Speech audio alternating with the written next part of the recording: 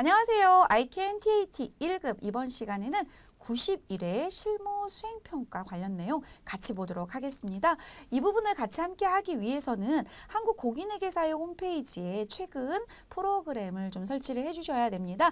프로그램이 설치되어 있다는 전제하에 기출문제를 설치를 할 수가 있는데요. 혹시 프로그램이 없다면 여기 교육용 프로그램 다운로드 누르셔가지고 이 둘 중에 하나 가장 최신 걸로 다운받아 설치를 해주시고요. 설치가 끝났다라는 전제하에 두 번째 탭에 보시면 기출문제 탭이 있고요. 여기에서 91회 TAT 1급을 클릭하셔서 첨부된 파일을 클릭해서 다운받으시면 되겠고요. 여기 감독관 확인번호 FG4라고 되어 있는 거 메모해 놓으셔서 설치하시고 마지막에 이 감독관 번호를 넣으면 시작이 되는 부분입니다. 자, 이 부분 다운로드 하셔가지고 제가 이제 설치하는 거 같이 해보도록 하겠습니다.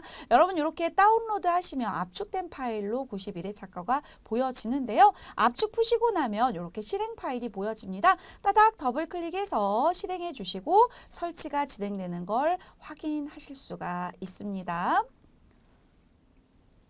설치 눌러주시고요.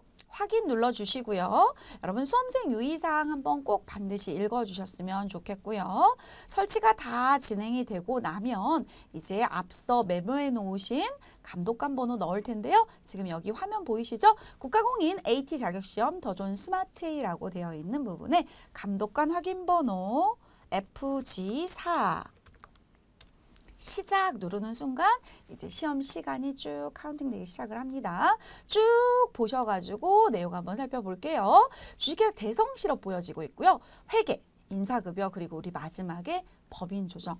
법인 조정할 때는 여러분 여기 상단부에 대성실업 누르셔가지고 회사를 이렇게 바꿔주셔야 돼요. 그래서 항상 우리가 TAT 1급은 회사가 두 개구나. 법인 조정할 때 꼭 바꿔야 되는구나. 요거 안 바꾸시는 수험생이 가끔 있으세요. 그래서 아차 이러시거든요. 근데 이미 이제 다 하시고 나면 이 법인 조정 부분 배점이 꽤 크기 때문에 배점 못 받으시면 그냥 떨어지시거든요. 그러니까 조심하셔야 되겠습니다. 자, 이제 회계부터 쭉 한번 같이 가볼 텐데요.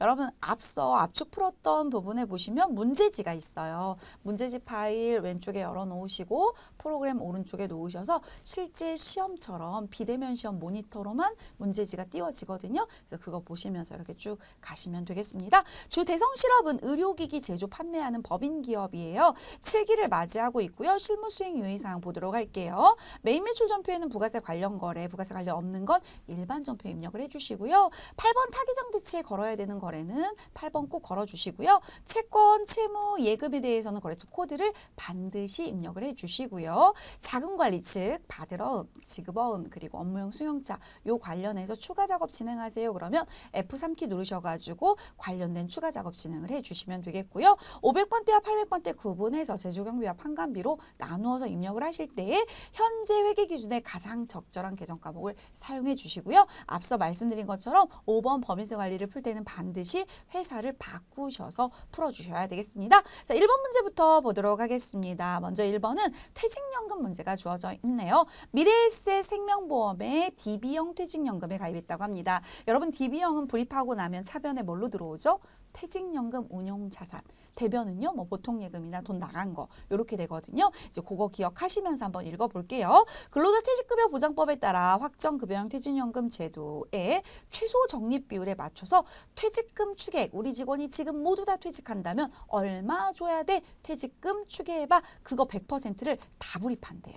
그리고 5월 31일 김명찬 사원이 퇴사를 했다고 합니다. 우리는 DB형 퇴직연금에 100% 퇴직금이 들어가 있는데 이분이 지금 퇴사를 해서 근로자 퇴직급여 보장법에 의해서 퇴직금 4,750만 원을 산정을 했고 전액 다 우리 DB형 통장에 있는 미래에셋에서 이제 지급 통보 하세요. 지급하세요라고 통보를 했다고 합니다. 당사는 결산 시 퇴직급여 추계액 100%를 퇴직급여 충당부채로 설정하고 있다고 합니다. 자, 그러면 여러분 우리 회계 처리 이거 부가세와 관련 없는 거래니까 일반 전표에 입력을 할 텐데요. 5월 31일자로 어떻게 회계 처리하면 될까요? 차변에는 대변에 충당되어 있는 퇴직급여 충당부채가 없어지면 되고요.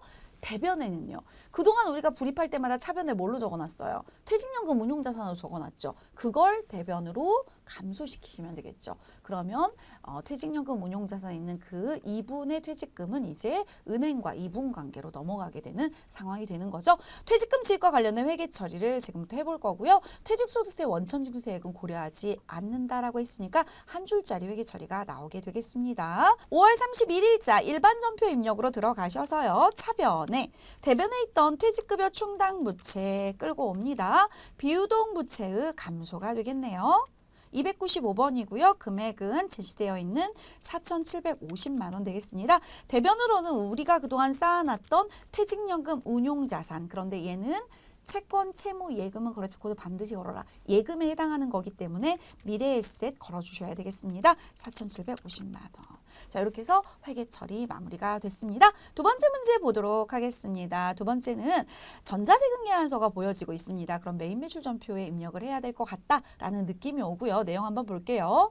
대형건설에서 우리가 무엇을 매입했나 봤더니 철거 용역 관련된 부분이네요. 자, 그럼 우린 대형건설에게 철거 좀 해주세요 라고 의뢰를 한 거고요. 대형건설은 우리한테 철거를 수행을 하고 돈을 받아가겠죠. 그런데 내용을 보니까 6월 30일자로 1,500에 150만 원이고 현금으로 300 드리고 외상으로 1,350을 잡았다라는 건데요. 여러분 10% 있고 세금계산서가 있는 매입이니까 몇 번으로 가시면 돼요? 51번 과세 매입으로 가면 되겠죠. 자, 그런데요. 내용을 보니까 이거예요. 10% 있고 세금계산서가 있고 매입이니까 51번 가려고 했어요. 그럼 51번은 뭐예요? 공제받을 수 있는 매입이죠, 얘는. 그런데 내용을 보니까요. 신축할 목적의 건축물이 있는 토지를 취득하면서 그 건축물을 철거하는 작업이었대요. 그럼 여러분 제3공장을 짓기 위해서 뭘 샀어요? 토지를 샀는데 그 위에 낡은 건물이 있었던 거예요. 그래서 이 건설회사에다가 철거 좀 해주세요 라고 의뢰를 해서 그 비용이 나간 거죠. 그럼 여러분 회계학적으로 어떻게 되죠?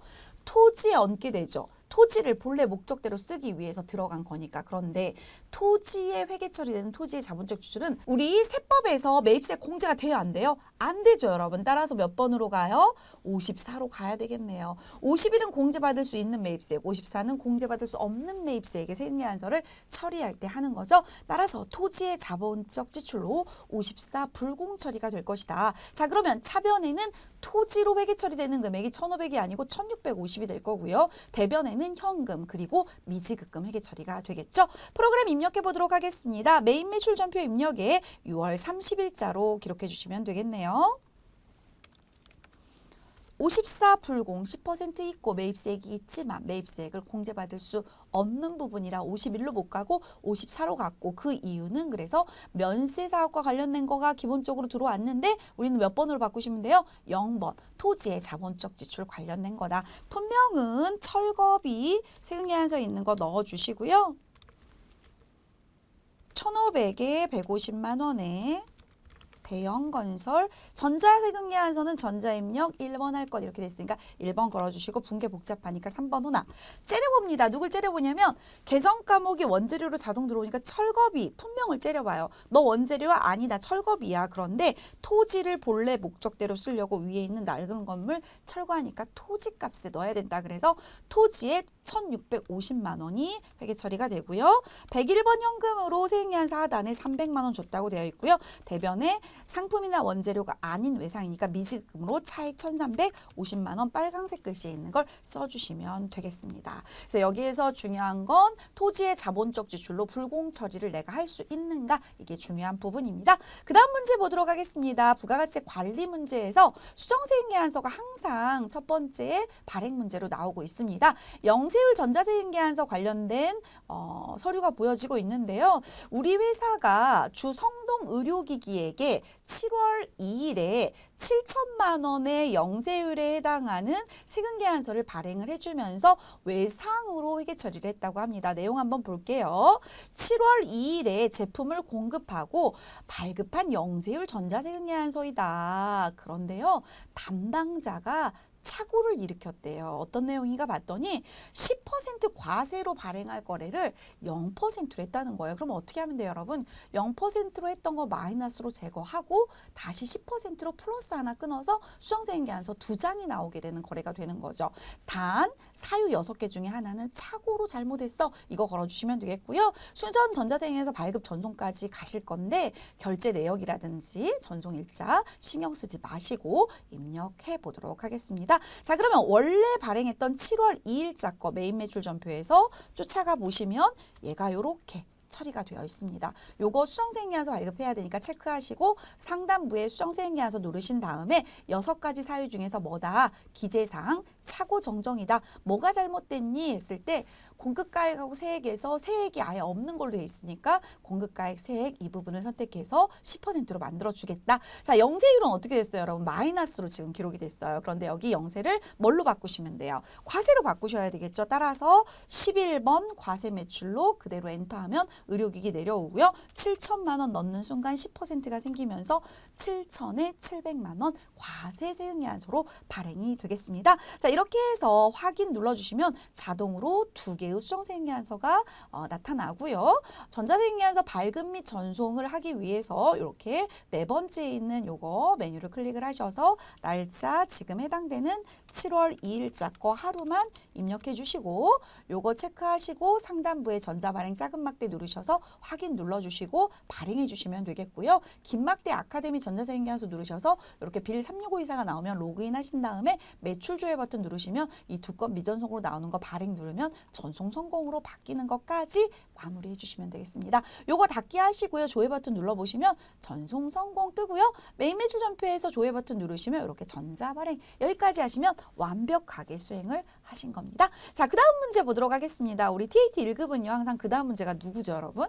네, 가산세 문제죠. 자, 우리가 보통 예정신고 누락분을 확정에 반영해라. 확정신고했는데 수정신고해라. 아예 신고를 안 했다. 기한 넘겼다. 기한 후 신고해라. 이번 회차는 기한 후 신고가 나왔네요. 이 3가지가 돌아가면서 출제가 되고 있습니다. 그래서 여러분 공부하실 때는 어떻게 하면 좋냐면 내가 91회차 걸 연습 삼아 저랑 풀었어요. 근데 92회차 제가 시험을 봐야 된다. 그럼 저는 기한 후 신고보다는 예정신고 누락분이라든지 확정신고, 수정신고 이쪽으로 조금 더 집중해서 공부를 할 거예요.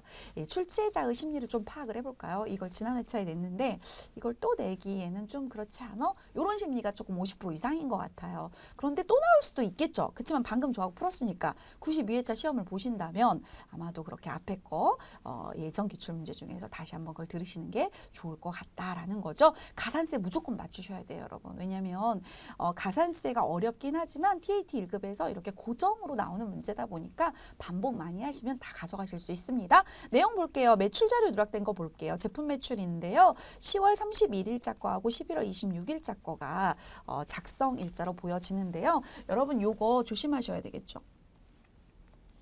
언제까지 발급하셔야 돼요?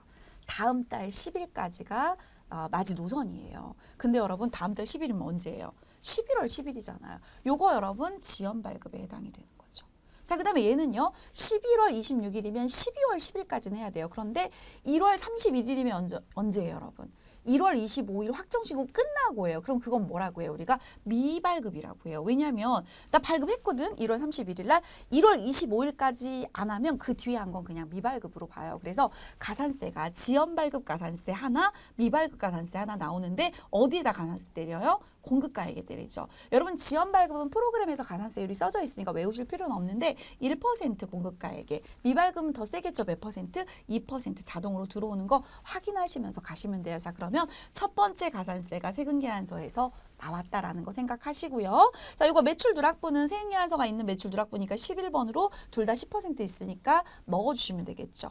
기한 후 신고니까 우리 신고 안 했대요. 그럼 메인 매출표 입력하셔가지고 기한 후 신고로 신고가 이제 들어가는 내용이에요. 자, 그 다음에 여러분 자료 2번 한번 볼게요. 1600cc 승용차인데 1000cc 초과 승용차니까 뭐예요, 여러분? 54 불공 매입이죠. 그래서 이 부분이 불공제 처리가 될 건데 12월 20일 날 작성일자로 돼 있는데 여러분 이거 수치도 제대로 하셔야 돼요. 근데 수치를 보니까 그쪽에서 그날 그대로 발급해줘서 우리 수치 쪽에 문제 없네요. 그럼 그대로 가시면 되고요. 이제 전송 검토해 볼게요, 여러분. 전송은 발급일이 언제까지예요? 다음 날까지 해야 돼요. 근데 그날 했으니까 문제 없고요. 얘도 발급일에 다음 날까지인데 그날 했으니까 문제 없고요. 얘도 발급일에 다음 날까지인데 그날 했으니까 문제 없죠. 그러면 전송에 대한 가산세는 없어요. 자, 그럼 이제 두 번째 가산세 검토해 볼까요, 여러분? 두 번째 가산세는 이게 매출세액이죠, 여러분. 매입세액 이거 공제받을 수 있어요, 없어요? 없죠. 그러면 매출세액 빼기 매입세액에서 뭐가 나와요? 신고를 제대로 안 했다 나오죠. 그런데 여러분 일반 과소신고면 10%인데 여기에 몇 퍼센트 들어가요? 얘는 무신고니까 20% 들어가요. 2배란 말이에요. 20% 가산세 저랑 계산을 해볼 거고요. 그 다음 조심할 거예요. 여러분 무슨 규정 있죠? 감면 규정 있죠. 그런데 여러분 우리가 신고를 하고 1개월 이내에 누락된 것만 신고를 한다든지 수정한다든지 이러면 감면을 많이 해주는데 얘는 아예 신고를 안 했기 때문에 1개월 이내 자 여기 보니까 여러분 이렇게 돼 있어요. 2027년 2월 8일 기한 후 신고를 한대. 원래 언제까지 했어야 되는데 1월 25일. 그런데 1월 25일로부터 2월 8일이면 1개월 이내죠. 1개월 이내인데요. 얘가 기한 후 신고이기 때문에 몇 퍼센트 깎아주냐면 50%밖에 안 깎아줘요. 그래서 50% 감면 규정 적용해서 가산세 두 번째 거 나올 거고요. 그 다음에 요거 제대로 납부도 안 했겠죠. 그럼 세 번째 가산세 뭐 나와요? 납부 지연 가산세 나오죠. 요 금액에다가 곱하기 이거 프로그램에서 해줘요. 만분의 2.2 하고 지연 날짜 나오는데 지연 날짜 여러분 우리 문제 보시면은 조금 더 이제 조금 이따 제가 보여드릴게요. 14일로 나와요. 뒷부분에 가서 보여드릴게요. 이 14일은 뭐냐면요. 2027년 1월 25일까지인데 25일까지 안 하면 26, 27, 28, 29, 30, 31일 그리고 2월 1, 2, 3, 4, 5, 6, 7, 8 며칠이에요 여러분? 14일이죠. 그렇게 해서 문제 14일로 나오면 우리가 날짜만 넣으면 된다. 여기서 여러분 암기할 건 뭐냐면 이거 지연 발급을 내가 판단할 수 있는가, 미발급을 판단할 수 있는가, 20%를 내가 알고 있는가, 50% 감면 규정 알고 있는가 요것만 아시면 돼요. 나머지는 프로그램에 다 써져 있어요. 의지하시면 되겠죠. 이렇게 해서 가산세 1, 2, 3 검토를 할 예정이에요. 자, 이제 가산세는 그렇게 하기로 하고 내용 이어서 보도록 하겠습니다. 자료 1과 자료 2는 2026년 2기 과세기간 최종 3개월 10월부터 12월까지 매출과 매입 자료인데요. 상기 외의 자료는 없는 것으로 가정을 하고 요 문제만 있다라고 하고 기한 후 신고를 할 예정입니다. 기한 내에 하지 못해서 2월 8일 날 기한 후 신고 납부할 건데요. 예정 신고는 적법하게 했다니까 7월부터 9월까지는 문제가 없다. 승용차는 재무팀에서 사용할 목적이다 여러분. 1600cc 업무용 승용차 불공 처리해라 그 얘기고요. 신고 불성 시 가산세는 일반 무신고 20% 가산세를 이게 암기가 들어가야 돼요. 그리고 얼마 감면? 50% 감면. 요게 암기가 들어가야 돼요. 미납일수는 앞서 말씀드린 것처럼 1월 26일부터 2월 8일까지 쭉 카운팅 하시면 14일이 나옵니다. 자료 1번부터 자료 2까지 거래자료 입력하는데 11번으로 2개 입력할 거고 54번 불공으로 1개 입력할 거고요. 재진 자료 모두 외상이라고 하는데 이거 승용차는 뭘로 가야 돼요? 이거 미지급금 가야 되겠죠. 그리고 앞에는 제품이니까 외상 매출금 가야 되겠고요. 전자세 인계한서 전자입력 1번 넣으시고요. 가산세 적용해서 확정신고서 하시는데 과세표준 명세 가셔가지고 신고 구분에 뭘로? 기한 후 신고로 꼭 넣어주시고요. 그리고 신고 연월일에 요 날짜 꼭 넣어주시고요. 자, 프로세스 1, 2 같이 진행해 보도록 하겠습니다. 먼저 여러분 매입 매출 전표 입력의 매출부터 기록을 해보도록 할게요. 지금 보여지는 거래의 첫 번째 내용은 10월 31일입니다. 10월 31일자 11번 과세 매출의 제품 매출 3,600에 360 거래처는 동국 전자 1번 외상 2번 두 번째는 11월 26일 11번 과세 매출 제품 매출 공급가액 2,400에 240의 현미 한미네요. 한미산업 1번 외상. 자, 그 다음에 이제 매입 쪽 가볼게요. 매입 쪽은 12월 20일 12월 20일 54 불공. 왜 불공이냐? 비용업용 승용차 개별소비세법 구입과 연결된 거. 내용은 1600cc 승용차 이렇게 할까요?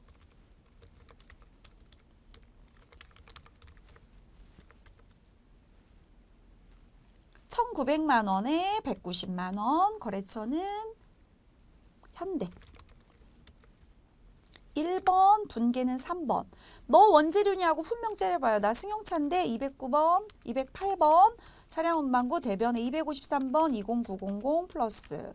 그래서 차량 운반구 2,090만 원 그리고 미지급금 2,090만 원. 얘는 불공이기 때문에 부가세 포함한 금액이 이렇게 차량 운반구에 플러스가 됐다. 자, 이제 가산세 하시면 되겠죠. 부가세 신고서 여셔가지고요. 10월부터 12월까지 기한이 지나서 신고를 안 한 걸 지금 하는 거니까 정기신고 맞아요. 자, 그리고 우리가 입력한 내용 중에서 3,600과 2,400 더하면 6,000이죠. 여러분 11번 과세 매출 그리고 부가세 600이고요. 매입 쪽에 승용차 여기 들어왔던 게 불공이니까 여기서 빠져서 사실 납업 매입세액은 제로인 거예요. 그럼 매출세액 빼기 매입세액에서 내야 될 건 600만 원. 신고도 늦게 한 거 600. 이거 가산세 검토할게요. 따닥 더블클릭해서 앞서 여러분 지연 발급 가산세 공급가액 얼마였었어요? 3,600만 원.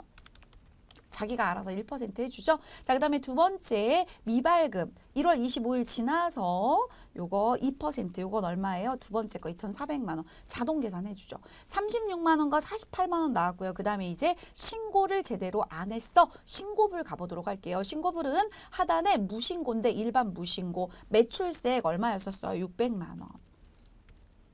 자, 여기가 자동 안 나오잖아요. 그러면 내가 신고 안 해서 기한 후 신고면 20%. 여러분 10%면 60만 원이죠. 20% 그러면 2배니까 120만 원이죠. 그럼 이게 120만 원 이렇게 하려고 했는데 1개월 이내에 하는 거라서 50% 감면 들어갑니다. 그래서 60만 원. 이렇게. 요거는 금액이 암산할 정도의 규모입니다. 일반 무신고에 해당하는 거고요. 그 다음에 납부지연도 600만 원 늦게 냈죠. 날짜 2027 01월 25일인데 2027 02월 우리가 언제 하고 있어요? 8일. 14일 나오나 볼게요. 딱 나오죠. 그러면 여러분 600만 원 곱하기 만분의 2.2 곱하기 14일을 하잖아요. 그러면 이 금액이 나와요. 18,480원. 따라서 토탈 가산세는 145만 8,480원으로 계산이 됐고요. 닫기 하시고 저장하신 다음에 상단부에 과표 눌러주세요. 그래서 마지막 요거까지 하라고 했죠. 요거 기한 후 신고니까 4번으로 바꿔주셔야 돼요. 이런 거 실무에서 안 바꾸면 전자신고할 때 막 에러 나오고 그러거든요, 여러분. 기한 후 과세 표준 뭐 이런 식으로 하시고 그 다음에 신고 연월일이 2027 언제 했어요, 우리가? 2월 8일. 이렇게 확인, 저장. 그래서 여기 빨간색 보이시죠, 여러분? 기한 후 신고야. 이렇게 해서 마무리가 됐습니다. 그 다음 내용 보도록 하겠습니다. 그 다음 내용은 결산입니다, 여러분. 결산 자료 보니까 장기차입금 현황이 주어져 있네요. 우리 장기차입금 세 곳에서 3천, 7천, 6천에서 1억 6천 보여지고 있는데요.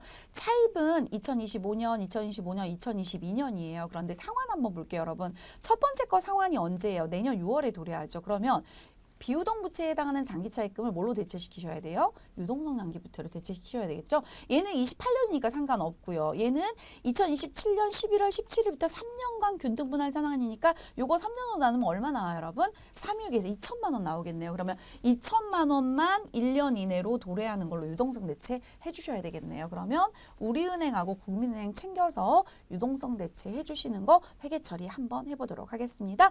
여러분 이 부분은 일반 전표에 12월 31일 결산 전표로 입력해 주시면 되겠어요. 12월 31일 차변으로 장기차입금아 없어져라. 첫 번째 거 국민은행. 국민은행 차입금 금액은 이건 전액 다 3천만 원 유동성 대체 해주셔야 되겠죠. 유동성 장기부채 98008 똑같이 다 거래처 코드 걸어주시고요. 그 다음에 또 차변에 또 하나 장기차입금 누구 거죠? 우리은행. 얘는 3년간 균등분할 326에서 이번에 도래하는 거는 1년 이내로 2천만 원. 얘도 우리은행. 자, 이렇게 해서 원하는 거 대체했고요. 그 다음에 이제 재고자산 보여지고 있는데 이 재고자산 같은 경우는 여러분 우리가 결산자료 입력에다가 넣으시는 내용이죠. 보니까 단위당 원가가 3만 원 그리고 수량은 2,000개 그래서 토탈 6천만 원을 재고자산에 넣을 건데 하단에 부연 설명이 있네 여러분. 고객에게 인도는 했는데요. 고객이 매입 의사 표시를 하지 않은 시용상품. 이 시용상품 뭐냐면 한번 써보시고 한 달간 그냥 써보시고 사실 거면 구입 의사 표시를 해주세요. 근데 우리가 안마의자를 크리스마스 때 대량 이렇게 시용 판매로 팔았다고 할게요. 근데 시용 판매는 그분이 구입 의사 표시를 하지 않으면 안 팔린 거거든요. 그러면 12월 31일까지 아직 한 달이 안 지났으니까 의사 표시가 없으신 분들이 있겠죠. 그런 내용이에요. 그러면 여러분 이거 실사 우리 창고에는 없지만 고객님 집에 가 있지만 우리 거란 말이에요. 그럼 어떻게 해야 돼요? 이거 포함하셔야 되겠죠. 그래서 시용 제품 300개가 매입 의사 표시 안 된 거니까 고객님 집에 가 있어도 그래서 포함이 안 돼 있지만 우리 거 재고자산이다. 그러면 33은 9 해가지고 얼마를 900만 원을 더하셔서 6,900만 원을 입력을 해주셔야 되겠네요. 자, 이익여금의 처분 예정일과 확정일 3월 31일, 3월 31일, 2026, 2027 넣어주시고요. 손익대체분계까지 하시면서 전액다 미처분 이익여금이 2월 이익여금으로 넘어갔는지 확인해 보도록 하겠습니다. 자, 우선 결산자료 입력 열어주시고요. 결산자료 입력 1월부터 12월까지 제품 재고 가보도록 할게요. 쭉 내려가 보시면은 이쪽에 제품 재고 있죠? 6천만 원 더하기 900만 원에서 6,900만 원 넣어주시고요. 전표 추가.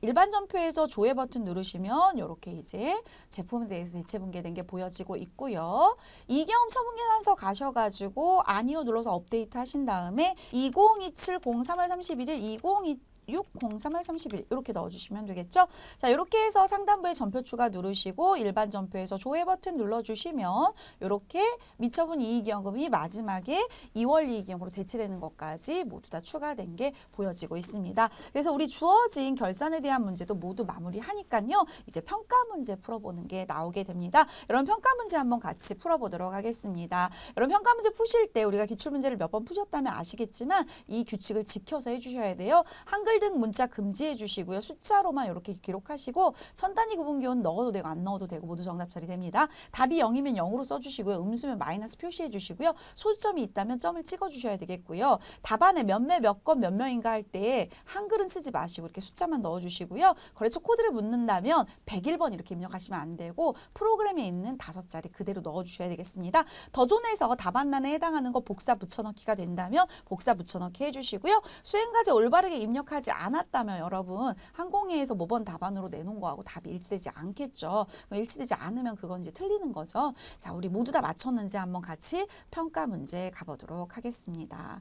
5개씩 묶어서 한번 풀어보도록 하겠습니다. 11번 손익계산서 가셔서 판매비와 관리비 금액 볼 거고요. 12번 5월 말 퇴직급여 충당부채 재무상태표에서 볼 거고요. 13번 6월 말 유형자산 금액 볼 건데 장부 금액을 물어봤어요, 여러분. 자, 그 다음에 14번은 미처분 이익잉여금 재무상태표 객관식 문제, 15번은 12월 말 유동성 장기부채 장부금액 물어봤어요.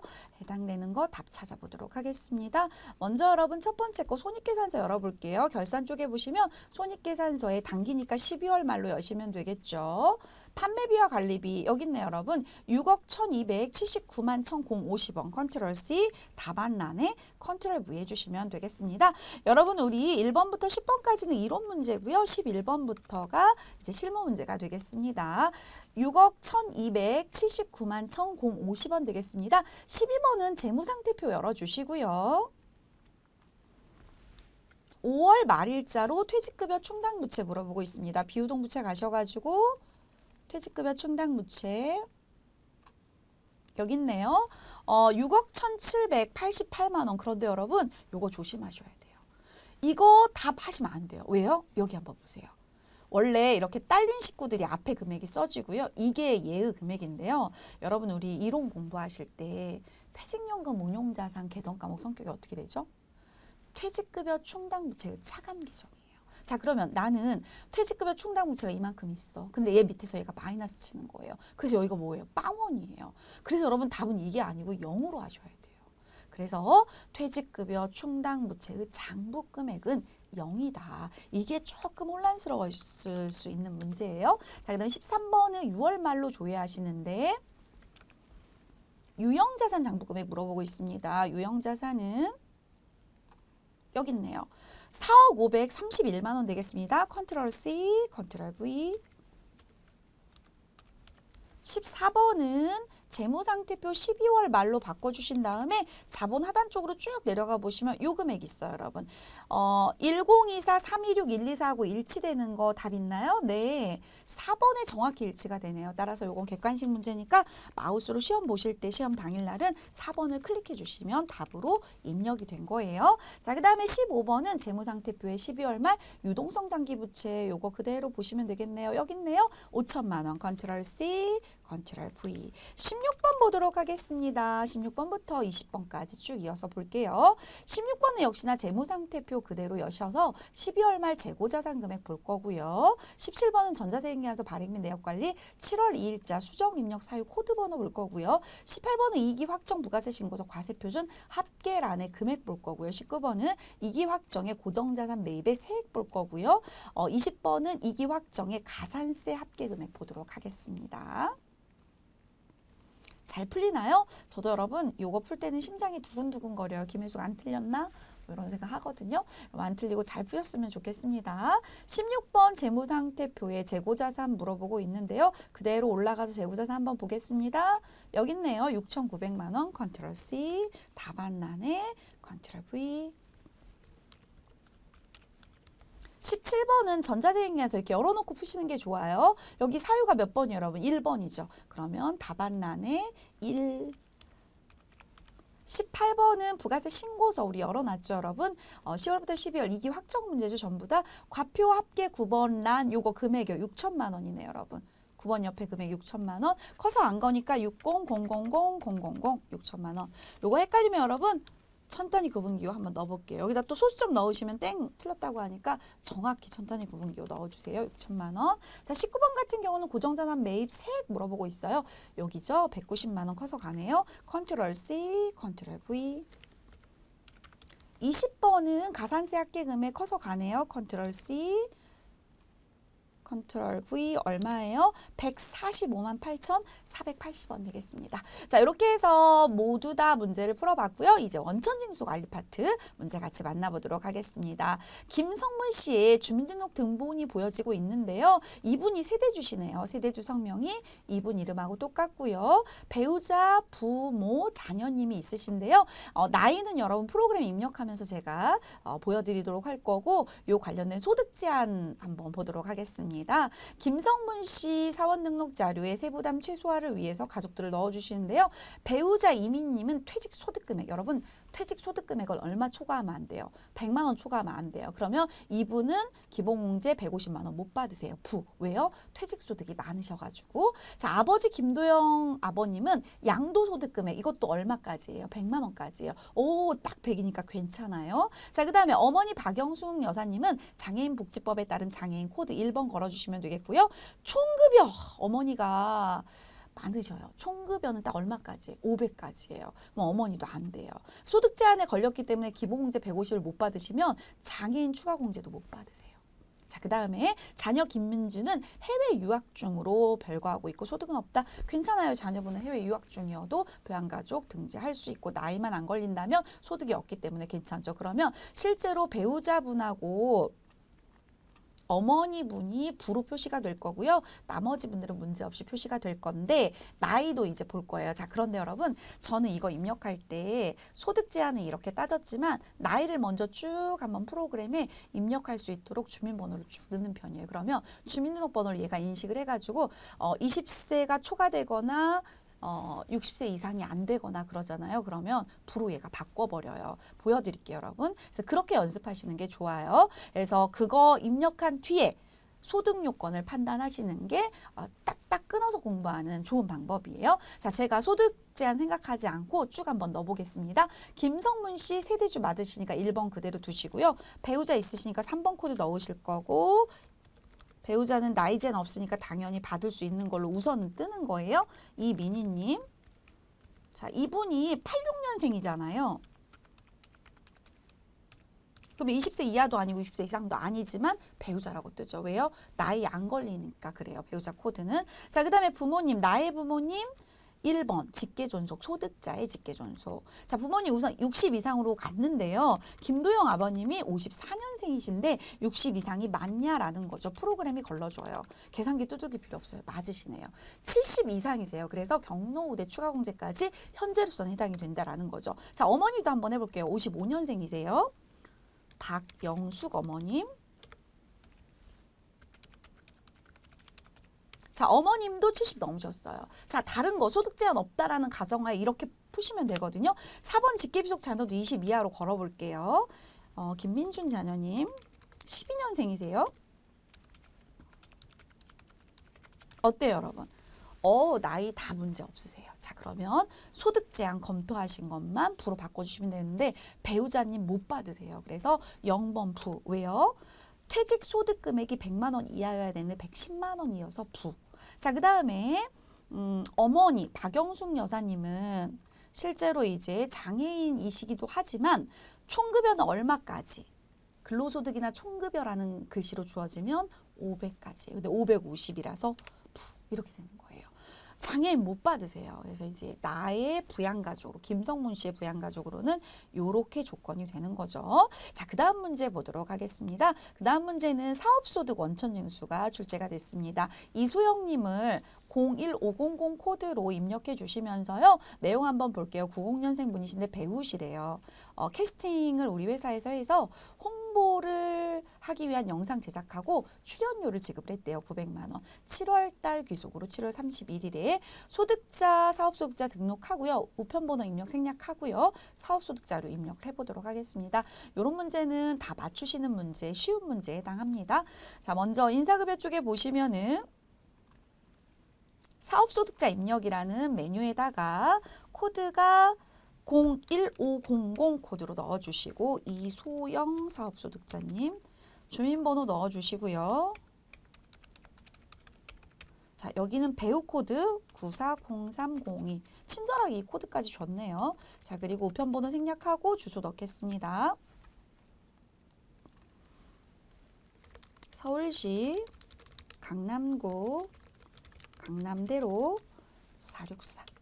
자, 그리고 나서 다음 줄로 내려가면 자동 저장되고요. 사업소득 자료 입력 그 바로 밑에 거 클릭하셔서 7월 달로 F2키 눌러서 이소영님 가지고 오시고요. 엔터 하셔서 31일로 넣어주시고요. 금액은 900만 원. 자, 여러분 사업소득은요. 지급한 금액의 3% 소득세 징수하고요. 거기에 10%를 지방소득세로 징수하고 있습니다. 자, 그러면 요 관련된 원천 평가 문제 네 문제 한번 풀면서 마무리 한번 해보도록 하겠습니다. 김성문 씨의 기본공제 대상 인원수 본인 포함해서 몇 명인지, 김성문 씨의 인적 공제 항목 중 추가 공제 금액은 얼마인지 요거 보실 때 근로소득 원천 영수증 열면서 확인하시면 되겠고요.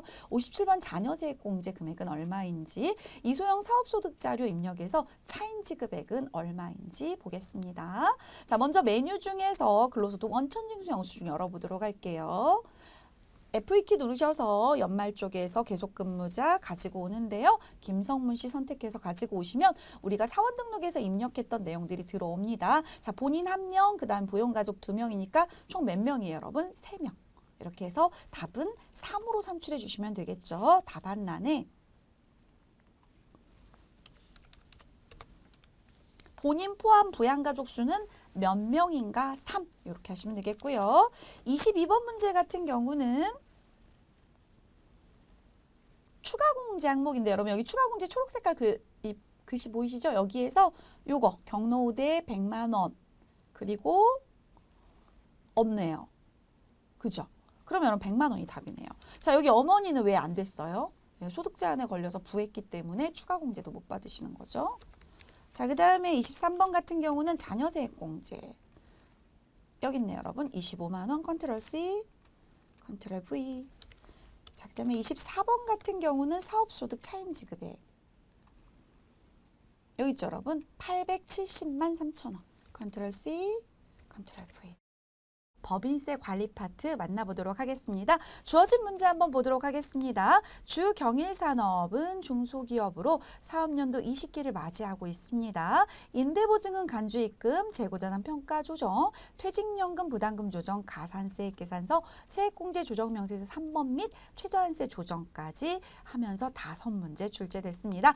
매회차 5문제 출제될 때마다 어떤 게 출제될까 두근두근 기대가 되는데요. 이번 회차는 제가 봤을 때 퇴직연금이 출제된 게 조금 부담스럽고 나머지는 그래도 앞서 많이 다뤄보신 부분들이라 괜찮을 것 같은데요. 퇴직연금도 우리 본문 따라하기 할 때 저하고 하셨던 그 정도의 기량이시면 요번 기출문제 거뜬히 풀어내실 수 있습니다.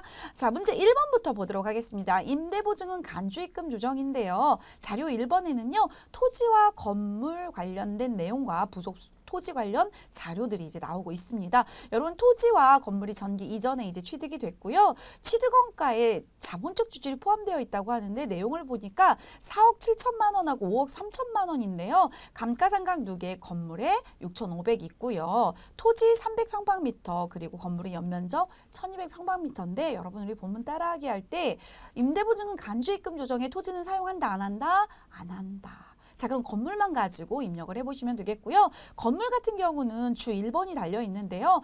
올 8월 4일 날 피난시설 1,000만 원 설치하고 이걸 취득원가에 넣었대요. 그러면 여러분 이 1,000만 원이 어디 들어갔다는 얘기예요? 5억 3천에 들어갔다는 거예요. 그러면 전기 이전에는 그럼 얼마가 넘어왔다는 거예요? 5억 2천이 넘어왔다는 거죠. 그래서 5억 2천 하고요. 요 1,000만 원 포함해서 5억 3천이겠다. 그런데 시점이 다르기 때문에 우리가 입력할 때는 5억 2천 따로 1,000만 원 따로 이렇게 이제 입력을 해주셔야 되겠고요. 요 중에서 이제 임대한 거를 봐야 되겠죠. 연면적 1,200평방미터 중에서 900평방미터를 임대를 했어. 그러면 거기에 해당하는 부분에 이제 임대보증금 간주입금 관련된 게 들어가겠죠. 임대보증금은 7억 원이고요. 월 임대료 400만 원 되겠습니다. 이 임대보증을 가지고 운용을 했더니요. 이자와 배당금이 생겼는데요. 총 운용 수입 중에서 임대보증금 운용 수입이 요 정도 이자에 배당의 요 정도가 이제 수입으로 들어왔다고 하니까 총 입금에서 이미 잡은 수익 금액 빼고 나머지만 추가 간주입금으로 넣어주시면 되겠습니다. 자, 요거 프로세스 입력하기 전에 자료 설명 한 번 더 내용 보도록 할게요. 자료 1은 임대 건물 부속 토지 관련이고 자료 2는 임대 현황이고 자료 3은 임대보증금 운용 관련 내역인데 우리가 다 검토했고요. 본 예제에 한해서 간주입금 계산 대상 법인으로 가정하고 문제를 풀겠습니다. 먼저 첫 번째로 임대보증금 등의 적수 계산해서 볼 거고요. 두 번째로 건설비 상당히 적수 계산해서 볼 거고요. 세 번째로 운용 수입 리스트 작성할 거고요. 네 번째로 이제 1번에서 임대보증금 간주입금 조정 최종 하이라이트 보면서 합계 등록 버튼 눌러서 소득금액 조정 학교표에 세무 조정할 건데 여러분 소처분할 때 이거 뭘로 하죠? 기타사 외출로 하죠. 오랜만에 이제 만나보는 서식들은 가끔 이제 소득처분이 헷갈린다고 하시는데 여러분 우리가 이제 본문 따라하기 강의할 때 이게 강의 초입에서 있었던 부분이라서 아마 기타사 외출이 좀 기억이 안 나실 수도 있다. 그래서 여러분이 이제 기출문제를 많이 푸시고 준비하실 때는 조금 헷갈리는 부분들은 중학교 줄노트 같은 거 스프링노트 우리 마련하고 있는 거에다가 좀 메모해 놓으시면서 가시는 게 좋습니다. 자, 프로그램 입력해 보도록 하겠습니다. 먼저 여러분 요거 입력할 때 조심하실 거 뭐 있었죠? 회사 바꾼다. 여러분 여기 회사 이름 누르셔가지고 이렇게 돋보기 버튼 눌러서 경일산업으로 꼭 바꿔주셔야 되겠습니다. 경일산업인지 주 경일산업인지 반드시 확인하시고 법인 조정에 임대보증금 간주입금 조정 눌러서 작업 진행해 주시면 되겠습니다. 주황 색깔 1, 2, 3 순서대로 하고요. 마지막 하이라이트에 여기 입금산이 맥이 나오겠죠. 그러면 합계 등록 눌러서 조정해 주시는데요. 상단부에 세로 불러오기 버튼이 있으면 그걸 눌러서 반영되는 거 먼저 확인하고 나머지 것들은 수동 작업해 주시면 되겠습니다. 임대보증금 적수가 나왔네요. 왜요? 장부에서 7억 원의 임대보증금이 자동으로 입력이 됐습니다. 자, 그러면 여러분 여기는 할 필요가 없겠네요. 그러면 요거 하시면 되겠죠. 건설비 상당액 적수 입력 누르셔서 누구에 해당하는 거? 건물에 해당하는 거. 전기 이전의 건설비 총액엔 5억 2천만 넣어주셔야 되겠고요. 그리고 자본적 지출 공 8월 4일자로 얼마를 1,000만 원을 넣어주시면 토탈 5억 3천만 원이 기록이 됐고요. 이거에 따른 적수 쌓을 적 해가지고 적수가 만들어졌습니다. 자, 그 다음에 연면적 적수 1월 1일자로 우리 건물 연면적 1200평방미터예요. 자, 그런데 임대 면적은 입실 면적에 써주시면 되겠죠.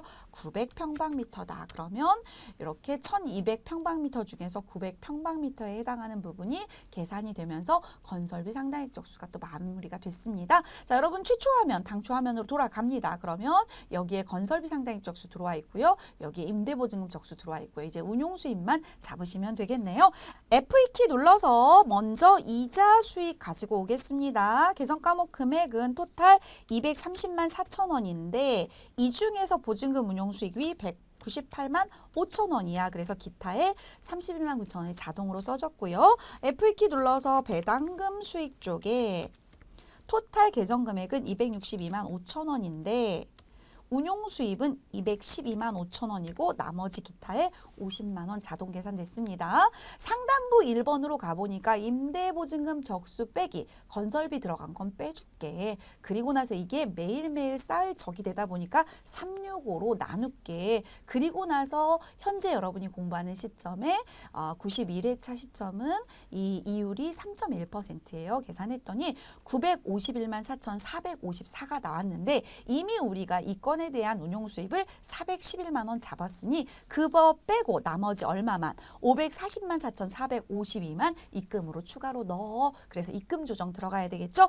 합계 등록 버튼 누르셔가지고 왼쪽에 뜨는 그 글씨 그대로 써주시면 돼요. 임대보증금 간주 입금 금액은 540만 4,452원 앞서 말씀드린 것처럼 기타 사회 유출로 소득 처분해 주시면 되겠습니다. 저장 버튼 눌러주시고요. 우리 법인세 관리는요. 이렇게 하나의 서식지를 풀고 나면 바로 평가 문제가 밑에 나와요. 평가 문제 풀어보도록 하겠습니다. 25번은 1번에 있는 임대보증금 등 적수, 그리고 26번은 2번에 있는 건설비 상당액 적수, 27번은 7번에 있는 입금 산입금액 각각 기록해 보도록 하겠습니다. 지금 열어놓은 화면에서 바로 답을 산출할 수 있죠, 여러분. 여기 있네요. 임대보증금 등의 적수, 요거 255, 500, 000, 000, 컨트롤 C, 답안란에 25번 란에 컨트롤 V. 자, 26번은 건설비 상당액 적수, 143-475, 000, 000, 컨트롤 V. 27번은 입금 산입금액 요거죠, 여러분. 요거. 근데 요거는 이제 합계 등록에다 우리가 썼던 금액이니까 요거 가지고 올까요? 컨트롤 C, 컨트롤 V, 540-4452 이렇게 해가지고 540만 4,452원 세 문제 풀어봤습니다. 자, 이제 빠져나오시고 그 다음 서식지 뭐가 나왔나 한번 볼게요. 그 다음 서식지는 재고자산 평가 조정명세서가 보여지고 있고요. 제품부터 원재료까지 재고자산 보여지고 있습니다. 요거 분석하면서 해석 한번 해보도록 하겠습니다. 제품은 장부상 금액이 이렇게 2억 9,030만 원, 제공품은 3,700.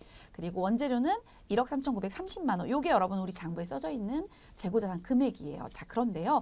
요 금액이 지금 어떤 방법에 의한 금액인지 일치된 거 한번 볼까요? 얘는 후입선출법이네요. 금액 일치되는 거. 얘는 어떤 거예요, 여러분? 얘도 후입선출법으로 됐네요. 얘는 어떤 거예요? 어머, 얘도 후입선출법이네요. 자, 우리 회사는요. 장부에 후입선출법 금액으로 평가된 금액이 들어와 있네요. 내용 보겠습니다. 제품은 2019년 3월 31일에 총평균법으로 신고를 했대요. 그런데 2026년 11월 1일에 후입선출법으로 변경해서 후입선출법으로 평가했대요. 그런데 여러분 이거 어떻게 해야 돼요? 3개월 전에 하셔야 돼요. 너무 늦게 하셨어요. 그래서 이거 인정된다 안 된다? 안 된다. 자, 그러면 원래 했던 평가 방법하고요. 누구하고?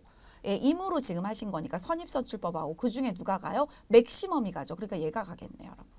입력하면서 볼게요. 얘는 부적합한 방법으로 했다라고 가면서 실제로 맥시멈 값에 해당하는 요 금액하고 요 금액 차익만큼이 조정액이 생길 거예요. 이건 프로그램 의지해서 갈 거니까 보시면 되겠고요. 자, 제공품도 한번 볼게요. 제공품은 평가 방법을 신고하지 않았대요. 그럼 무신고네요. 여러분 무신고는 뭘로 가기로 했어요? 세법에서 선입선출법으로 가기로 했죠. 근데 선입선출법으로 안 하고 뭘로 했어요? 후입선출법으로 했죠. 그럼 요거하고 요거하고 비교해가지고 또 여기 차익만큼이 조정사항이 나오겠네요. 자, 그 다음에 원재료 볼게요. 원재료는 2019년 3월 31일에 총평균법으로 신고했대요. 요걸로 신고했네요. 자, 그런데 재고자산 평가 방법 변경 없이 이무대로 그냥 후입선출법 했대요. 자, 그러면 이 신고 방법하고 이무 변경했으니까 얘 중에 어떤 값, 맥시멈 값 이게 더 크네요. 그럼 얘하고 얘 조정값 나오겠네요.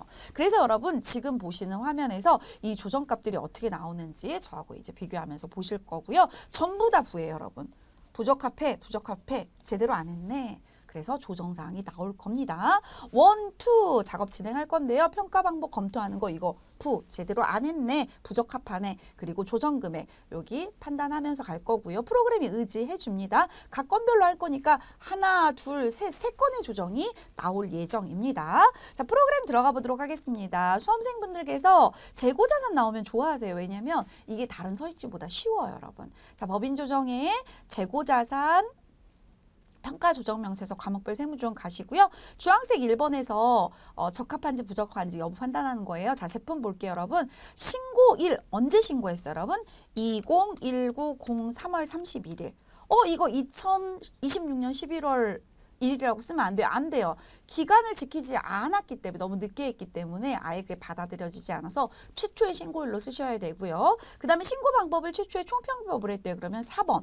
총평균법으로 했어. 근데 평가방은 뭘로 했어요? 후입선출법으로 했대요. 3번. 그러니까 당연히 부적합하죠. 옳지 않잖아요. 재공품은 신고했대요? 안 했대요? 안 했대요. 신고하지 않고 후입선출법으로 했대요. 그럼 무신고니까 신고일을 쓸 수가 없고요. 무신고 0번 걸어주시고요. 그런데 회사에서는 3번 후입선출법으로 했으니 둘이 다르니 부적합이다. 이렇게 가면 되겠죠? 자, 원재료는 어떻게 했어요, 여러분? 신고했죠. 뭘로요? 2019년 3월 31일에 총평균법으로 신고했어요. 자, 4번 코드 넣어주시고요. 그런데 회사에서는 3번 후입선출법으로 했어요. 옳지 않아요. 부적합. 이렇게 가는 거죠. 임으로 변경하셨대요. 자, 그래서 부적합한 거에 의해서 차익이 다 나오겠다라는 거죠.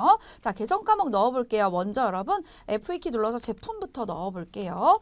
제품은 회사에서 290-300-000으로 장부 금액이 되어 있는데 신고 방법은 뭘로 했으니까 총평법으로 했으니까 300-500-000이 신고 방법이야. 그런데 이 부분을 후입선출법으로 했으니까 부적합하니까 신고한 방법과 선입선출법 295-700-000 중에서 맥시멈 값 그러니까 얘하고 얘를 비교하면 요만큼 차익이 나오는 거죠. 요렇게 이제 조정사항이 떴고요. 자, 그 다음에 두 번째로 재공품. 재공품은 신고를 안 했다고 했어요. 장부에는 3,700으로 돼 있는데 신고 방법이 없으니까 아무것도 쓰지 않으시면 돼요. 무신고면 세법은 뭘로 가라? 선입선출법으로 가라. 4,500만 원. 자, 4,500과 3,700을 비교하니까 얼마 차이 나요? 800만 원 차이 나요. 그래서 이 부분에 대해서 조정이 나왔고요. 자, 마지막 원재료. 153번 원재료 같은 경우는 장부에는 1억 3,930만 원으로 되어 있는데 우리가 신고한 방법은 총평균법이에요. 총평균법은 1억 4,270만 원. 자, 그런데 임으로 후입선출법으로 했기 때문에 누구하고 비교해요? 선입선출법하고 맥시멈 값이 누군지 비교를 해요. 15800-000 둘 중에 얘가 더 크죠. 그럼 얘하고 얘를 차익을 계산한 게 요 금액이다라는 거죠. 자, 이렇게 해서 여러분 이제 불안하면 검증해 보시면 돼요. 계산기 한번 해볼까요? 여기 우리가 이제 세법 이론을 공부했었잖아요. 15800-000 빼기 회사에서 한 139-300-000 얼마 나와요? 1650 이렇게 나온 거예요. 자, 이렇게 해서 기본적 세법 지식은 가지고 접근하셔야지 이게 또 쉽게 보여집니다. 저장해 주시고요. 합계 등록하실 때 각각 하라고 했으니까 이렇게 이제 하나씩 금액 보시면서 하시면 돼요. 자, 먼저 여러분 제품 먼저 저희가 했죠. 제품에 대해서 밑에 재고자산 평가감은 무슨 뜻이냐면요. 재고자산이 적게 평가됐네. 그런 뜻이거든요. 그래서 제품이 적게 평가된 금액이 1,020만 원이니 입금 산입에다가 플러스로 조정되는데 재고자산은 이렇게 오르락내리락 하고 계속 이제 평가 방법이 왔다 갔다 하니까 유보 발생으로 관리를 들어가서 자적을표해서 관리를 하게 되는 거죠. 재고자산 또 평가감이 이번에는 재공품. 이렇게 이렇게 나왔는데 이 금액은 800만 원. 화면 오른쪽 거 보시면서 저처럼 하시면 돼요. 왜냐면 이게 각각 하라고 했으니까 여기 3,470을 한 방에 할 수가 없는 거예요. 유보 발생, 재고자산 평가감, 이번에는 원재료. 이 금액은 1650이라고 하면 우측에 보이시죠? 이것도 유보 발생. 이렇게 해서 3건, 요거 3건 더하시면 한번 더 해볼까요? 3,470, 3,470, 20, 50이니까 70 맞죠? 자, 이렇게 검증해 보시면 되겠습니다. 저장해 주시고요. 평가 문제 한번 풀어보도록 하겠습니다. 어떻게 문제가 나왔나요?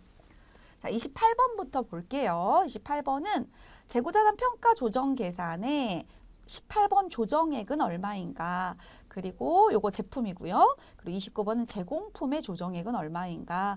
30번은 원재료 조정액 얼마인가? 각각 있으니까 각각 위에서부터 답해 주시면 되겠네요. 자, 그러면 합계 등록 그대로 열어놓고 복사 붙여넣기 하시면 되겠습니다. 요거 열어놓은 상태에서 첫 번째 거 제품 컨트롤 C 1,020만 원이죠. 답안란에 컨트롤 V, 제공품 800만 원 컨트롤 C, 컨트롤 V,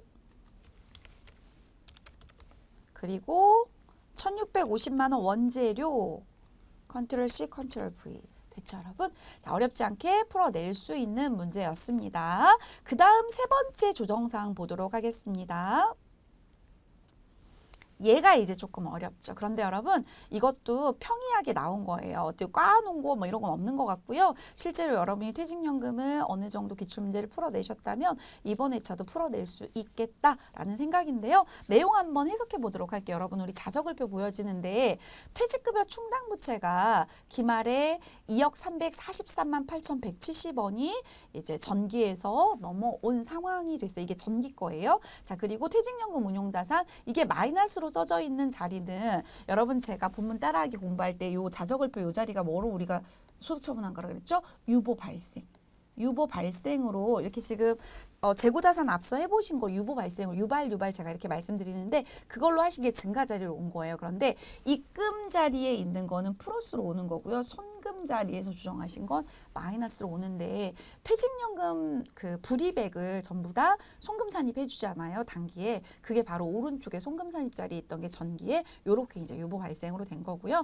퇴직급여 충당부채는 퇴직급여 충당부채 조정명세서 하실 때 이렇게 우리가 사내에 예치한 부분들 전부 다 송금불산입에서 입금산입 자리에 있는 거잖아요. 그러니까 양수로 온 거예요. 그거 해석해 주시고요. 자, 요거 이제 출제를 할 때는 항상 퇴직급여 충당부채가 미리 서식지에 만들어져 있어요. 요 퇴직급여 충당부채 관련해서 단기에 퇴직급여 충당부채가 입금산입, 송금불산입 자리에 2억 8,100만 원 유보로 소득처분됐고요. 송금산입, 입금불산입 자리에 5,800이 유보로 소득처분됐대요. 그럼 어떤 상황이냐면 여러분 이렇게 해석해 볼게요. 전기에 이만큼이 송금불산입 된 거예요. 송금불산입이 입금산입자랑 똑같은 양수자리잖아요. 그럼 이 금액이 있었는데 이 중에서 얼마가 단기에 5,800이 인정된 거예요. 어느 자리로? 송금불산입이었던 유보 발생이 송금산입자료. 그럼 이거는 유보 우리는 감소라는 의미로 공부했었죠. 그래서 더종 코드는 유보 감소를 걸었을 거예요. 자, 그런데 이번에 이건 뭐예요? 아마도 단기에 퇴직급여 충당부채 설정하신 거겠죠. 그건 전부 다 전액 다 유보 발생으로 송금불산 이렇게 된 거예요. 그래서 1, 2, 3 이렇게 연동해서 보시면 돼요. 퇴직급여 충당부채. 자, 요게 해석이 되셨다. 그러면 이제 퇴직연금으로 넘어가시는 상황이 되면서 요게 이제 퇴직연금 조정하고 연결되는 부분이에요. 자, 그러면 기말 현재 임직원 1,000원이 퇴사하면 이 9명의 추계액이 4억 3,365만 2,149원이라고 우리 회사에서 추계를 했는데 근로자 퇴직급여 보장법에서는 요게 4억 5,696만 8,200 누가 더 커요, 여러분? 얘가 더 크죠. 근로자를 보호하는 거니까 맥시멈 값으로 우리가 추계액을 따지고 있어서 아마도 이 퇴직급여 충당부채 조정명세서 가시면 이 맥시멈 값이 거기에 써져 있을 거예요. 한번 구경해 보도록 할 거고요. 자료 설명까지 다 읽고 나서 조정사항 같이 한번 해볼게요. 당사는 DB형 퇴직연금에 가입해서 운영하고 있고요. 퇴직연금 운용자산 개정하고요. 자적을표 앞서 보셨던 내용이고요. 단기 퇴직급여 충당부채 관련된 거 앞서 보셨던 내용처럼 조정사항이 있었습니다. 소득금액 조정학계표에 전부 다 조정이 됐다고 하고요. 자, 이제 퇴직연금 할 때는 2번에 있는 이미 송금산입한 부담금 등의 계산에 해당 금액 넣을 거고요. 1번에 있는 퇴직연금 부담금 조정할 거고요. 합계 등록 눌러서 세무조정사항 나오는 거 반영을 해보도록 할 건데요. 자, 여러분 먼저 이 서식지 열기 전에요. 저희가 퇴직급여 충당 관련한 서식지 먼저 열어볼게요. 퇴직급여 충당금 조정명에서 클릭해서 한번 열어보세요. 자, 자적을표에서 넘어왔던 금액이 있었는데 그게 바로 얼마가 넘어왔어요, 여러분? 요거 넘어왔어요. 요거가 자적을표에 있었어요. 기초 충당금 부인 누객 이게 정기분 장본금과 적립금 조정명에서 을표의 첫 번째 줄에 있었던 게 이거고요. 여러분 이건 뭐예요, 이거? 단기에 회사 설정한 거 이거 다 뭐 된 거예요? 송금불산입된 거죠. 자, 그 다음에 여러분 원장조회 눌러서 제가 295번 퇴직급여 충당부채 열어볼게요. 요거 퇴직금 지급한 거 따닥 더블클릭 한번 해볼게요, 여러분. 요거는 퇴직급여 충당부채에서 사내에서 돈이 나갔네요. 자, 그 다음 것도 있었죠, 여러분. ESC 누르시고 요거. 자, 요거는 퇴직급여 충당부채인데 어머, 일부는 사내에서 나가고 일부는 퇴직연금제요. 이 5,800만 원이 어떻게 된 거예요, 여러분? 퇴직급여 충당부채에서 조정이 된 거죠. 송금불산입에다가 송금산입으로 추인된 거죠. 합계 등록 눌러볼게요. 이 5,800이 이렇게 유보 감소. 제가 앞서 해석해드렸던 거랑 똑같죠. 그리고 요 금액이 이번 연도에 불입한 퇴직급여 충당부채. 그래서 충당부채 조정명세가 이렇게 확인됐고요. 요거 둘 중에 어떤 값? 맥시멈 값이 일로 들어와서 얘가 추액으로 올라간 거죠. 자, 그러면 이거 해석이 됐다라는 전제하에 해석 안 하셔도 돼요. 제가 이제 강의니까 해석을 해드리는데 시험에서는 여러분이 공부하신 대로 딱딱딱 빠른 시간 안에 하고 나오시면 되거든요. 자, 퇴직연금 이제 열어서 딱딱딱 작업 한번 해보도록 하겠습니다. 1, 2, 3 거꾸로 올라가면서 작업하는데 이건 통장 내역이다 라고 제가 말씀드렸죠. 자, 통장 내역 조회해 보도록 하겠습니다. 원장 조회 누르셔가지고요. 상단부에 원장 조회 누르시면 요 화면이 보여지거든요. 여기에서 F2키 누르셔가지고 퇴직연금 운용자산 가지고 와볼게요. 198번이죠. 자, 여러분 T계정 상상해 보세요. 자, 우리 통장에 전년도에 8,500이 있었어. 그런데 5,800 앞서 여러분 보셨죠? 원장에서 5,800 퇴직연금 운용자산에서 나간 거. 그래서 이게 송금산입으로 들어간 거예요. 퇴직급여 충당부채 할 때. 자, 그래서 T계정을 상상해 보니까 요거 운용자산에서 나갔어. 불입했어. 요거 여러분 이번에 불입한 거 전부 다 어떻게 될까요? 송금산입 조정이 일어나겠죠.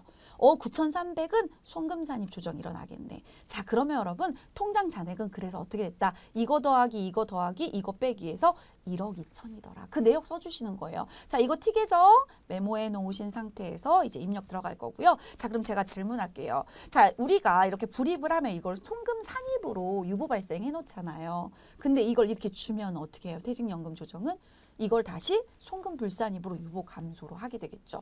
그래서 제가 본문 따라하기 강의할 때 단기에 퇴직연금에 불입한 거 송금 산입, 단기에 퇴직연금에서 나간 거 송금 불산입, 유보 발생, 유보 감소, 아주 단순한 논리에 의해서 문제를 풀 수 있다라고 본문 따라하기 할 때 제가 많이 말씀을 드렸어요. 물론 이게 해석을 하고 하나씩 다 보기에는 어려워요. 그런데 이렇게 계속 기출문제를 풀거나 반복학습 하다 보면 느낌이 옵니다. 자, 이제 통장 T계정 상상하세요.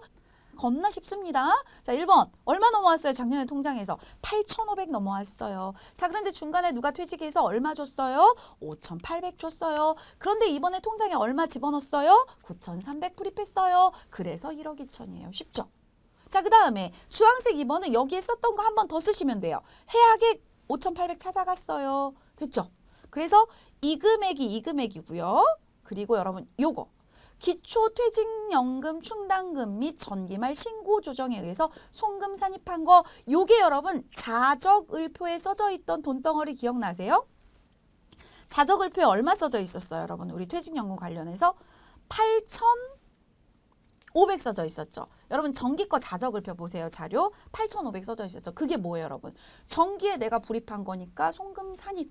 이렇게 한 거. 그래서 자적을표에 보시면 8,500이 마이너스로 돼 있는 게 송금 산입 조정이 일어난 거다. 자, 그럼 여러분 결국은 얘가요. 통장이 얘가 불입한 거고 똑같아요.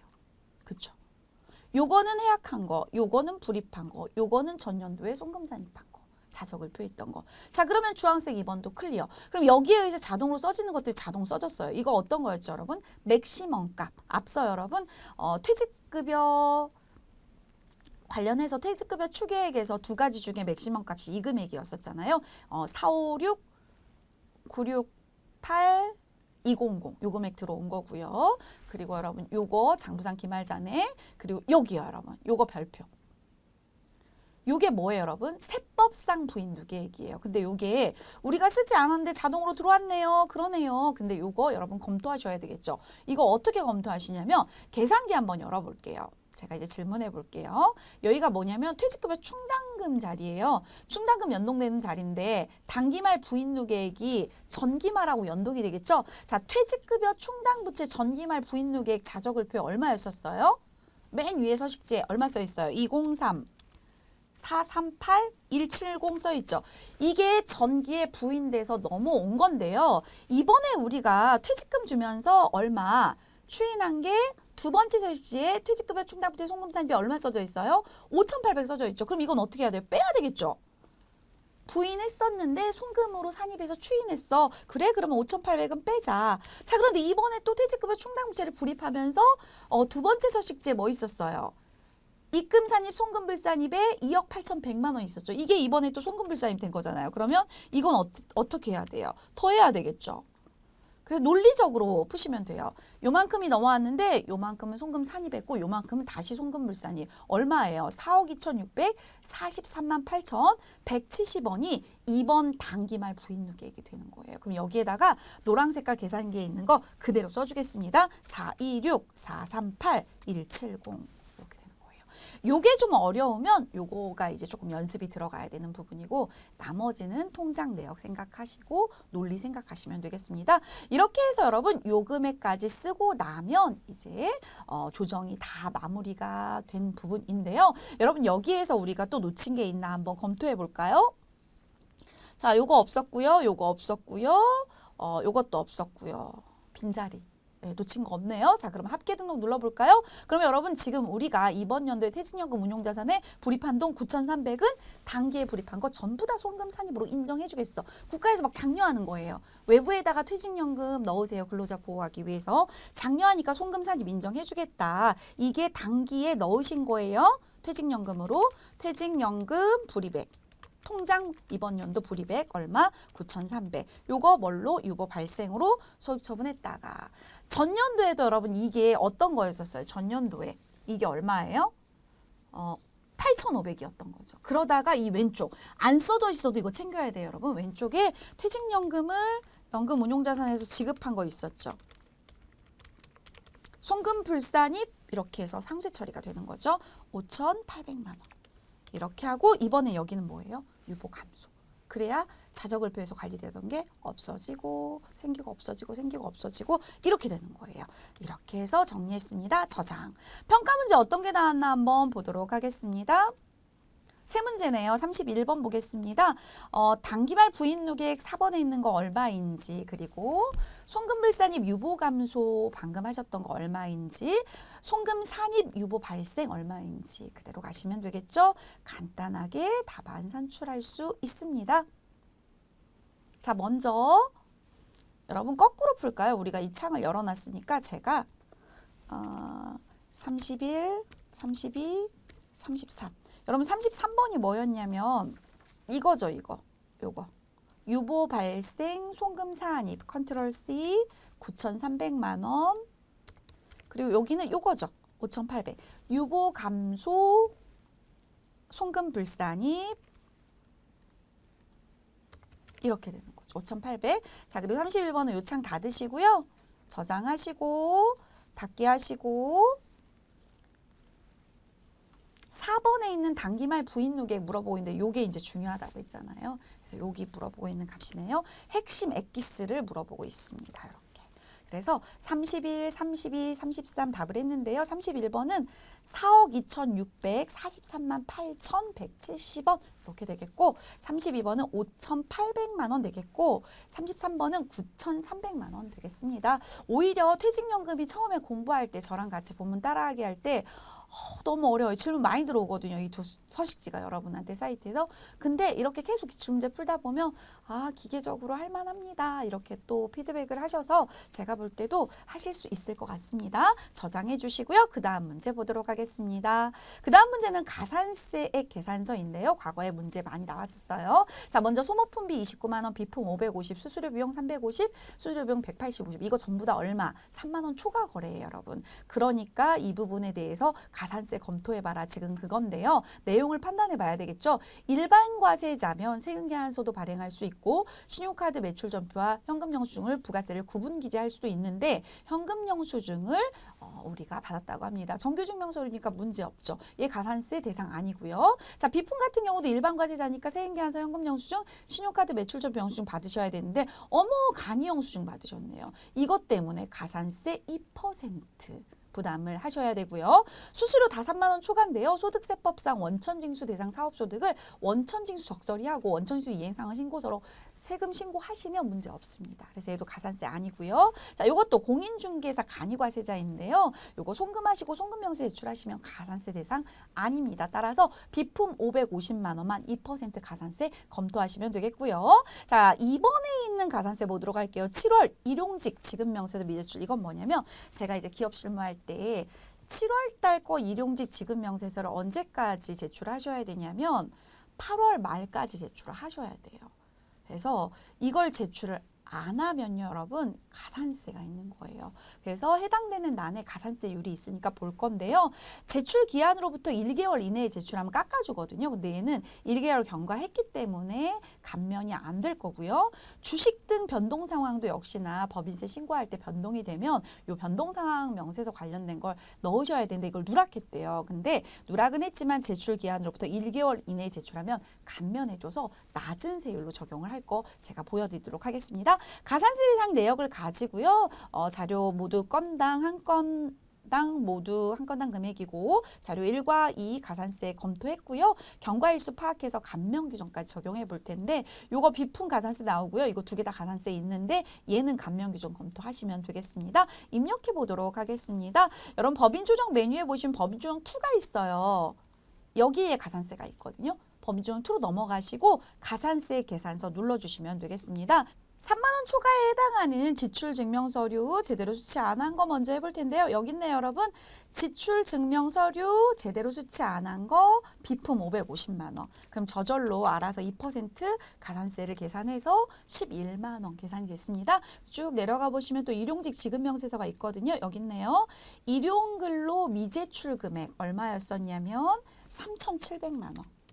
그런데 여러분 만분의 25인데 이 하단의 메시지 창에 보시면 가산세율이 두 개가 나와요. 1번은 만분의 25고 2번이 만분의 10.5거든요. 그런데 얘가 1개월 경과했기 때문에 감면 규정 못 받아서 그대로 그냥 요 1번 만분의 25 가져가면 되겠고요.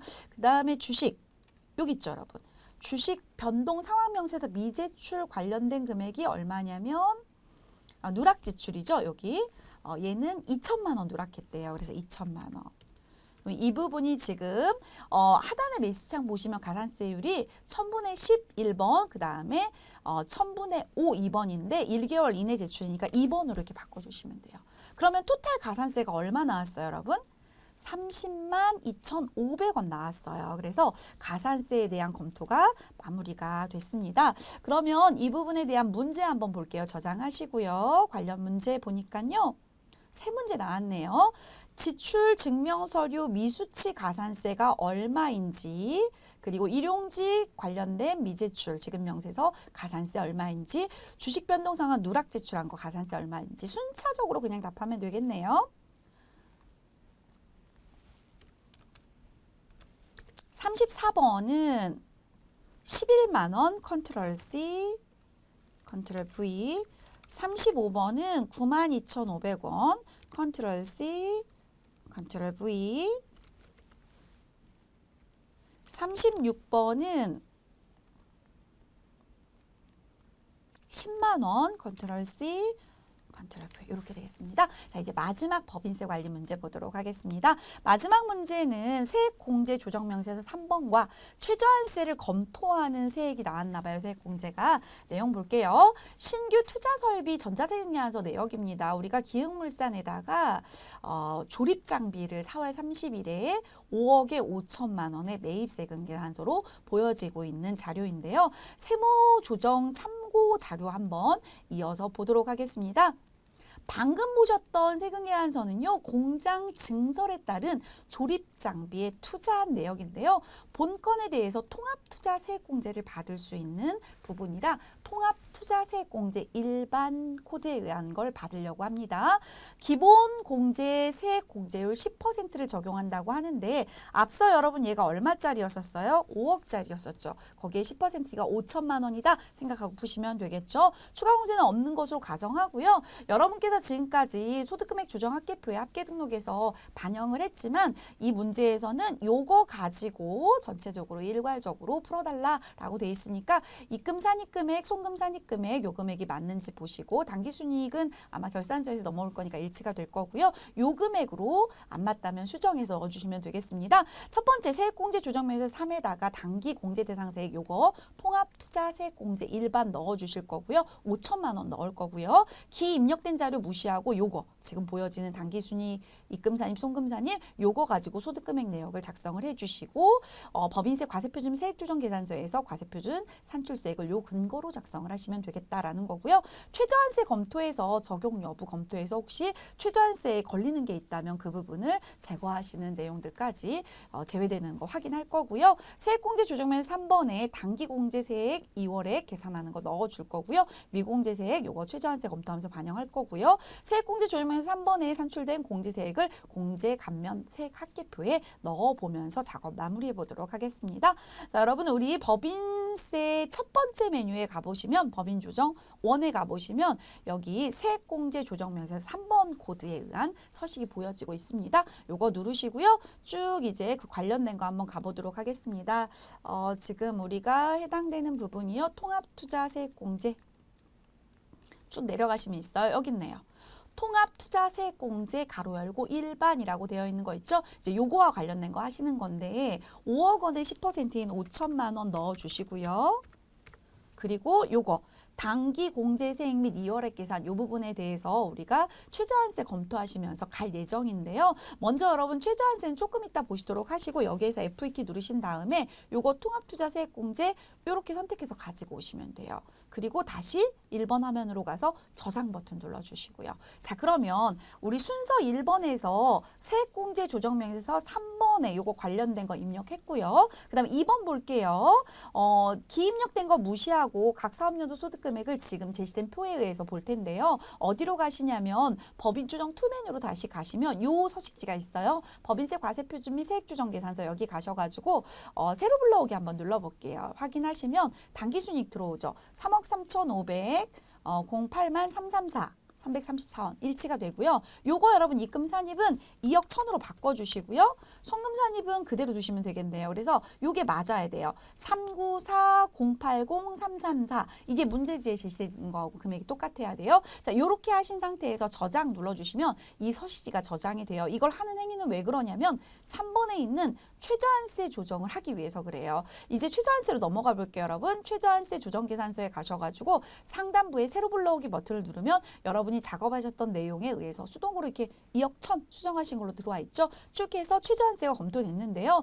여러분 우리 5천만 원에 대해서 우리가 받는 내용을 보니까 못 받게 되는 게 떴어요. 조정감이. 즉 무슨 얘기냐면 우리 최저한세 7%에 해당되는 금액이 2,758만 5,623원이에요. 그러니까 최소한 이건 내야지 이 얘기거든요. 그런데 원래 이 금액이 나왔어요. 5,800 정도야. 그런데 이걸 감면받고 나면 이 금액밖에 안 내는 거예요. 800. 그러면 최저한세 미달하죠. 2,700 정도 내라니까. 그러면 이거 다 못 받아요. 그래서 이거 못 받고 요만큼만 받아야 2,700을 낼 수가 있다라는 거예요. 그러면 여러분 여기에서 우리는 무엇을 요거를 요 금액 있죠? 요거를 컨트롤 C 해놓으셔야 돼요. 조정관 금액을. 요거 조정관 금액 컨트롤 C 해놓으시고 저장 버튼 눌러주세요. 자, 그리고 나서 다시 어디로 가냐면 세액공제 조정명세서로 가는 거예요. 이게 여러분 4번의 지시사항이에요. 세액공제 조정명세서에 가서 요거 주황색 2번에 가셔가지고 물음표 눌러서 이거 5천만 원 다 못 받아. 그걸 검토했으니까 못 받는 금액을 써주라는 거예요. 여러분. 오른쪽으로 쭉 가보세요. 쭉 가보시면 여기 있네요. 최저한세 적용에 따라서 공제 못 받는 거 컨트롤 V 방금 복사해 놓으신 금액 이거 못 받아. 그럼 얼마를 받겠다. 이거 받겠다. 3,100 정도. 그럼 볼게요, 여러분. 최저한세에서 얼마? 약 3,100 정도 받을 수 있다. 이렇게 되는 거예요. 그래야 최소한 내야 되는 세금을 내게 되니까요. 자, 그러면 요거 확인하시고 저장 버튼 눌러주시면 되겠습니다. 자, 이렇게 하고 나면 이게 마지막에 어디로? 최초 화면으로 가시고 이제 이게 마지막에 공제감면 합계표 또 법인주정 1으로 가셔야 돼요. 자, 마지막 문제는 왔다 갔다 하니까 조금 헷갈리시죠? 법인주정 2에 최저한세와 세액조정계산서가 있고요. 법인조정 1에 세액공제조정면에서 3번하고 공제감면 합계표가 있어요. 자, 이거 클릭하셔가지고 새로 불러오기 해볼게요. 요거 최저한세 검토되는 거는 이 주황색 1번은 여러분 여기 이렇게 써있죠. 주황색 1번. 최저한세 적용 제외 이렇게 써있죠. 쭉 내려가 보세요. 쭉 내려가 보시면 최저한세 적용 대상이 주황색 2번이죠. 우리 적용했잖아요. 그래서 이쪽에 있어요. 얘가. 여기 있죠. 네, 이렇게 들어와서 저장. 여기까지가 지금 5번까지 작업을 진행을 하신 거예요. 자, 그럼 여기까지 하고 평가 문제 뭐가 나왔나 한번 보도록 하겠습니다. 세 문제 나왔네요. 37번 1. 공제세액 계산에 통합투자 세액공제 일반에 104번 공제 대상 세액이 얼마니? 그리고 38번 같은 경우는 2번 단기 공제세액 및 2월액 계산 가셔가지고 최저한세에 따른 미공제세액 얼마니? 이렇게 물어봤고요. 39번 같은 경우는 통합투자 세액공제 일반에 7 공제세액은 얼마니? 이렇게 물어봤습니다. 각각 컨트롤 C, 컨트롤 V로 답을 한번 해보도록 하겠습니다. 자, 먼저 37번 같은 경우는 세액공제 조정 명세에서 3번으로 가셔가지고요. 104번 여기에 여러분 104번 공제 대상 세액이 얼마니? 요거 컨트롤 C 5천만 원입니다. 컨트롤 V. 38번 같은 경우는 세액공제 조정 명세 3번에 요거 주황색 2번으로 가셔요. 물음표 누르셔가지고 요거 물어보고 있죠. 최저한세 적용에 따른 미공제세액 1,876만 9,557원 컨트롤 C, 컨트롤 V 이렇게 하시면 되겠고요. 자, 이제 마지막 문제 같은 경우는 공제감면 합계표에 여러분 여기 제목에 보시면은 이렇게 공제 대상 세액 그리고 공제세액 그리고 감면세액 뭐 이렇게 물어보고 있는데 감면 공제세액 이렇게 물어보고 있네요. 자, 볼까요, 여러분? 얼마예요? 3,123만 443원 이렇게 되겠습니다. 자, 이렇게 해서 여러분이 지금까지 저와 함께 5문제를 풀어봤는데요. 어떠셨어요, 여러분? 저는 제 생각에는 퇴직연금하고 이 마지막 문제가 조금 어려운 것 같아요. 그런데 매회차 문제를 보시면 한두 개 정도 조금 중간 이상값들이 있으니까 그런 산만 잘 넘으시면 충분히 고득점 하시리라 생각이 됩니다. 자, 이렇게 해서 여러분 저희가 I can TAT 1급 90일의 기출문제 풀이를 모두 마쳤습니다. 여러분이 합격하는 그날까지 제가 매 순간순간 열심히 강의하면서 도와드리고 열심히 같이 신나게 공부하려고 저도 노력을 하겠습니다. 여러분이 저와 함께 하는 그 순간 합격의 지름길이 됐으면 좋겠습니다. 이번 시간도 함께 해주셔서 정말 감사합니다.